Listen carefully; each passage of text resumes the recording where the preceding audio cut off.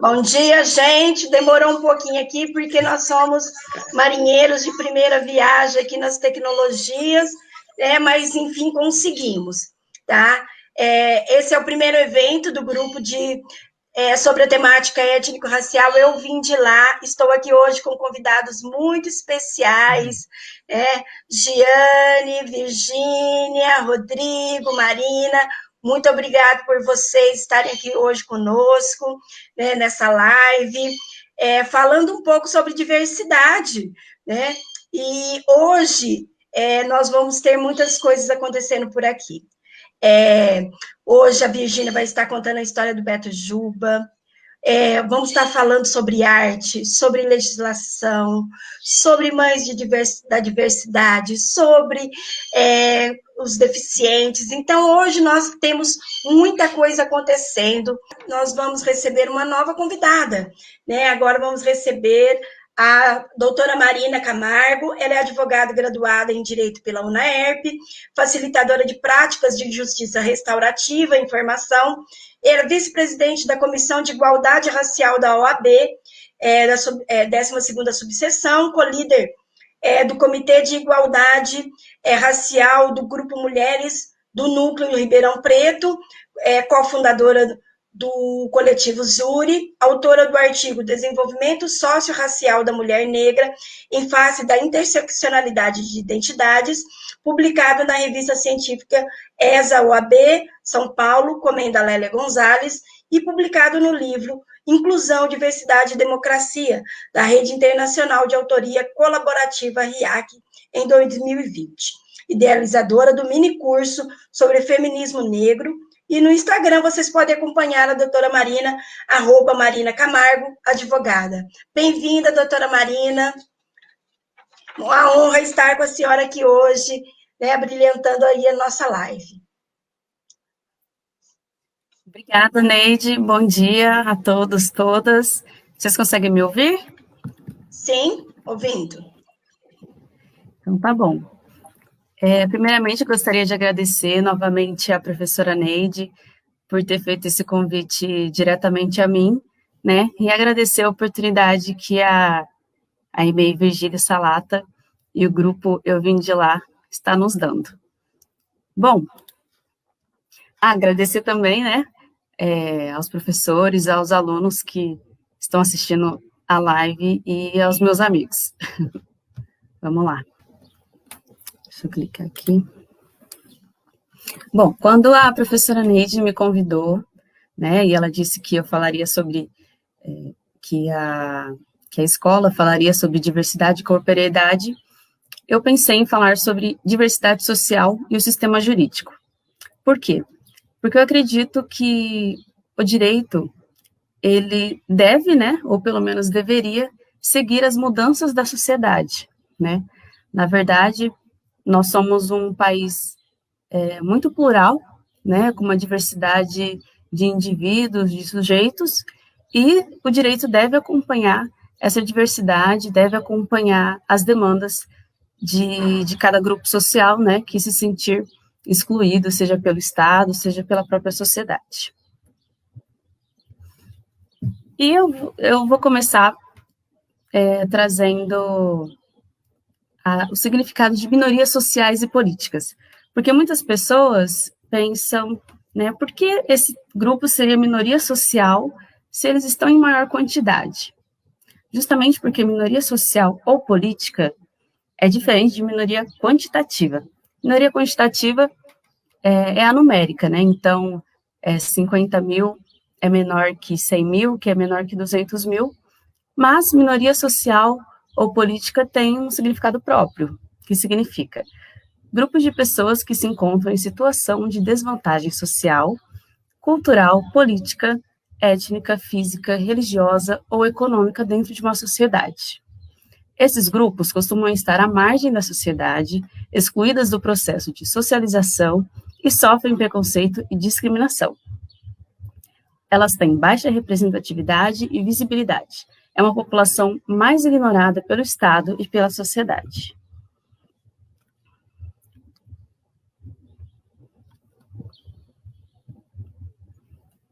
E aqui eu trouxe o tratamento das minorias sociais e políticas, tanto no âmbito internacional quanto nacional. Internacional, nós temos,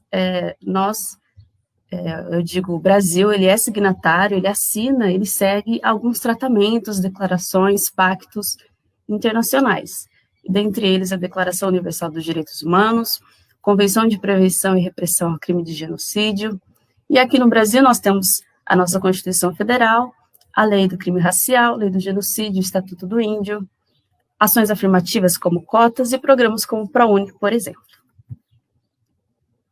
Eu trouxe aqui um recorte da população negra e indígena. De acordo com o censo de 2019 do IBGE, do PNAD, os negros são 56,2% da população brasileira. Isso as pessoas autodeclaradas, né? Os indígenas, ou amarelos, 1,1%. De acordo com os dados do censo de 2010, no Brasil vivem 896.917 pessoas que se declaram como indígenas, e desse total, 57,7% vivem em terras indígenas oficialmente reconhecidas. Isso significa que mais pessoas indígenas, povos indígenas, podem viver em terras que não são reconhecidas, não são demarcadas. E desses povos indígenas, há 305 diferentes etnias no Brasil, 76,6% são alfabetizados, e também o censo identificou que há 274 línguas indígenas, né? Tanto a população negra quanto a população indígena, a discriminação e o preconceito racial que elas sofrem é o racismo. O racismo é uma crença de que uma raça, etnia ou certas características físicas sejam superiores a outras. O racismo pode se manifestar tanto em nível individual como em nível institucional, através de políticas como, por exemplo, foi a escravidão, o apartheid, o holocausto, o colonialismo, o imperialismo, dentre outros. Atinge negros, indígenas, asiáticos, etc., depender do país. E eu trouxe as legislações.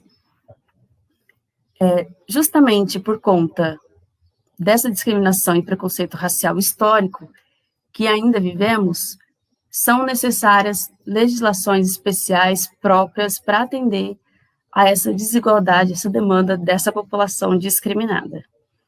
Então, como primeira manifestação de defesa do nosso povo, teve a primeira lei, né, que criminalizou o racismo em 1951. Porém, assim como as outras legislações, né, elas vão melhorando, vão se adaptando, né, então ali a primeira não atendia tanto assim nossas demandas. Posteriormente veio a Lei K.O. e temos a 7.716 de 89, que criminaliza o racismo. Posteriormente, em 2003, tivemos a inserção do parágrafo 3º do Código Penal, criminalizando também, né, o racismo, mas como injúria racial, né? Então, tem aquela diferença bem tênue também, que as pessoas costumam ter essa dúvida da diferença entre crime de racismo e crime de injúria racial, né? Trata da mesma discriminação, mas as pessoas que são atingidas é diferente, né? Explicando rapidamente aqui para vocês, que eu tenho um tempo mais curtinho, enquanto o racismo ele atinge uma coletividade, né? Aquela pessoa estaria ofendendo a coletividade, a injúria racial seria uma ofensa racista diretamente àquela vítima, determinada. Em 2010, tivemos a criação do Estatuto da Igualdade Racial, e vocês professores, né, sabem bem aqui, né, em 2003, nós tivemos a criação da Lei 10.639, que inclui obrigatoriamente, né, nas redes de ensino, a história e cultura afro-brasileira e dos povos indígenas brasileiros. Na verdade, a inclusão dos indígenas foi em 2008, com a Lei 11.645. Essa lei, ela estabelece diretrizes e bases da educação nacional, e eu vou citar uma parte aqui do parágrafo Doutora primeiro. Marina, O slide ele não está passando, tá? Tá parado no primeiro. Agora foi. Uhum. Isso. Ah, tá. Desculpa, gente. Tá. Minorias sociais e políticas, tratamento das minorias sociais e políticas, população negra e indígena. Aqui o conceito de racismo, né, que atinge as duas populações, e eu parei aqui nas legislações. Tá. No parágrafo 1º, o conteúdo programático a que se refere este artigo incluirá diversos aspectos da história e cultura que caracterizam a formação da população brasileira, a partir desses dois grupos étnicos, tais como o estudo da história da África e dos africanos, a luta dos negros e dos povos indígenas do Brasil, a cultura negra e indígena brasileira, o negro e o índio na formação da sociedade nacional, resgatando as suas contribuições nas áreas social, econômica, política pertinentes à história do Brasil. Né? O Brasil é um país no qual, na verdade, ele não foi descoberto, né? Ele já existia ali com os índios, e, posteriormente, os povos africanos vieram aqui de maneira forçada, mas ambas as populações foram responsáveis pela construção do país. Então, não há como falarmos de história do Brasil sem citarmos as contribuições passadas e presentes da população negra e indígena. Na Constituição Federal, temos vários artigos aqui, artigo 3º, que fala sobre promover o bem-estar de todos, sem preconceito de origem, raça, sexo, cor, idade. O artigo 4º repudia o terrorismo e o racismo. O artigo 5º, né, muito conhecido, todos são iguais perante a lei, também fala que a lei punirá a qualquer discriminação atentatória dos direitos e liberdades fundamentais. Artigo 7º, artigo 215, diz que o Estado deve proteger as manifestações das culturas populares, indígenas e afro-brasileiras e de outros grupos participantes do processo civilizatório nacional, justamente esse processo que eu falei para vocês de construção da nação. E artigo 216, ficam tombados todos os documentos e sítios detentores de reminiscências históricas dos antigos quilombos. Ali no DCT, também fala sobre as comunidades quilombolas. Importante ressaltar que a população quilombola, né, assim como a população indígena, está viva, né? Eu tenho muitos amigos que são quilombolas, alguns moram nas comunidades ou foram para outros cantos do país, e eles lutam muito por demarcação, eles são uma população que carregam muita cultura, muita história, e assim como os indígenas buscam a manutenção, né, da sua cultura, da sua dignidade, da educação, e não podemos nos esquecer deles. Agora, entrando numa outra seara, a população com deficiência. O IBGE, em 2010, verificou que cerca de 46 milhões de brasileiros, ou seja, 24% da população, se declarou ter algum grau de deficiência em pelo menos uma das habilidades investigadas, ou possuir deficiência mental. Mas, dos que possuem grande ou total dificuldade para enxergar, ouvir, caminhar, ou seja, realmente as pessoas com deficiência, os PCDs, eles são mais de 12,5 milhões de brasileiros, o que corresponde a 6,7% da população. A discriminação e o preconceito social que os PCDs enfrentam é o capacitismo. O capacitismo é um conceito associado com a produção de poder e se relaciona com a temática do corpo por uma ideia de padrão corporal perfeita.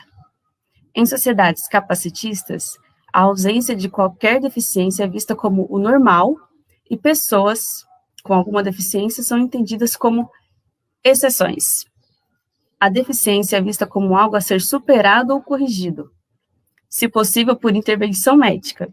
Poderá ser esta deficiência ser físico-motora, visual, auditiva, intelectual, de aprendizagem, entre outros, advindos da noção de que pessoas com deficiência são inferiores às pessoas sem deficiência.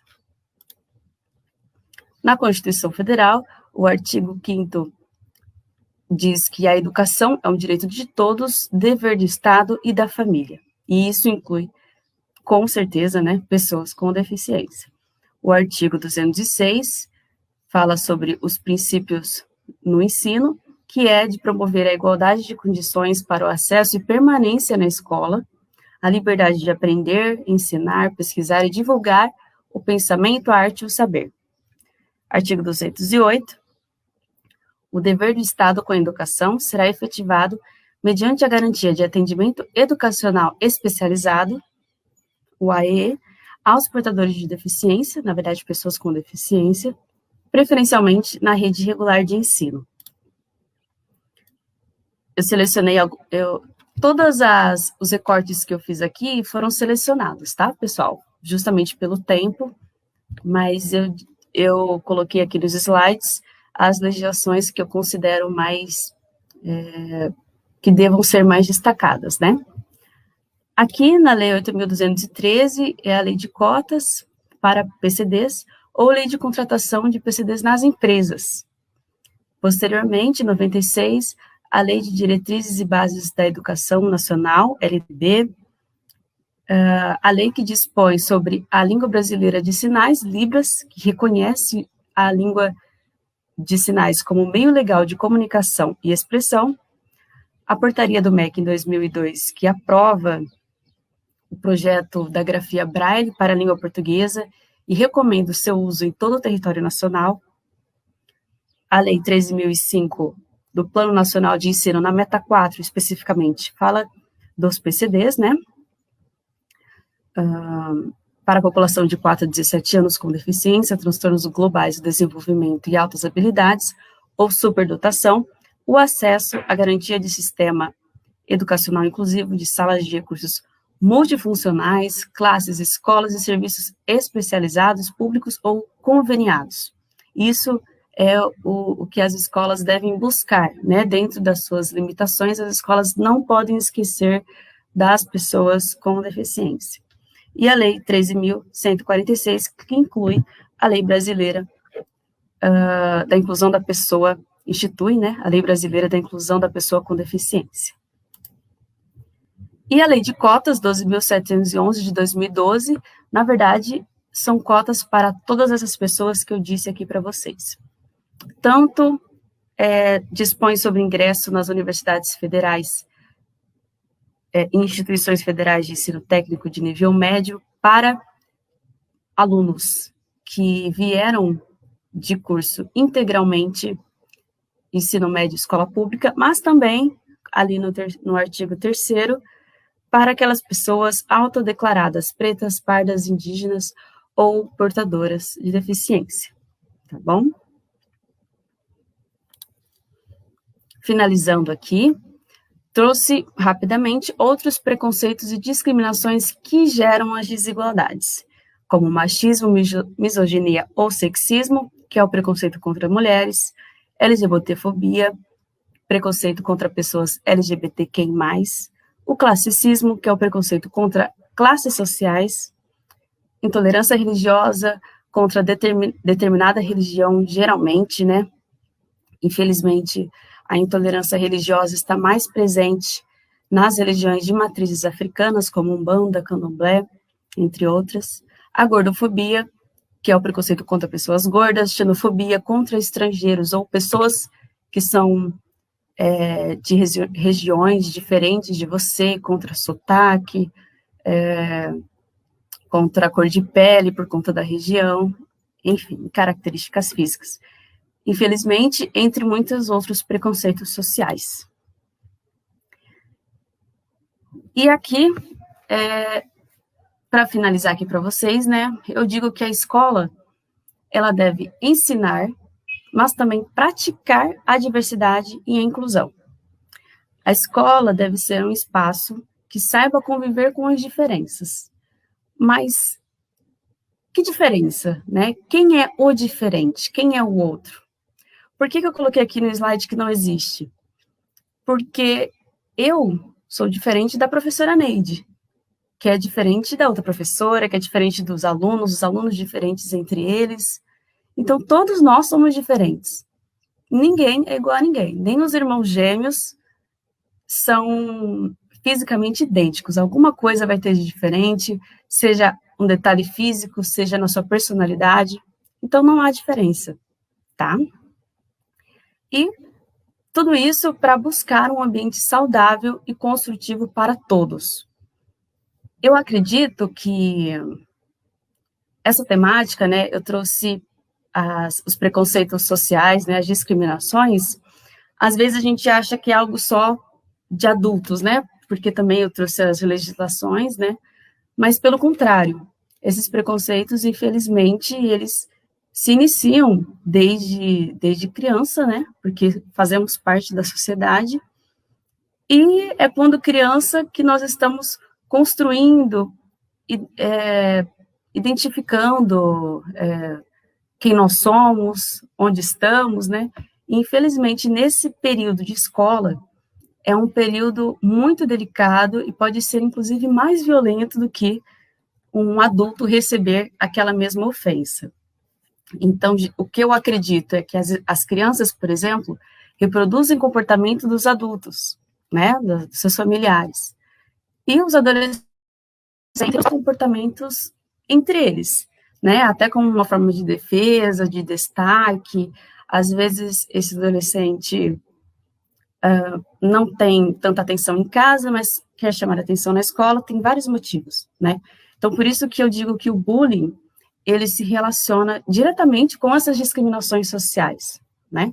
Então, a importância de nós, nas nossas casas, como família, e os professores, ensinarem para todos os alunos essas discriminações, que elas existem e que elas não devem ser continuadas, né?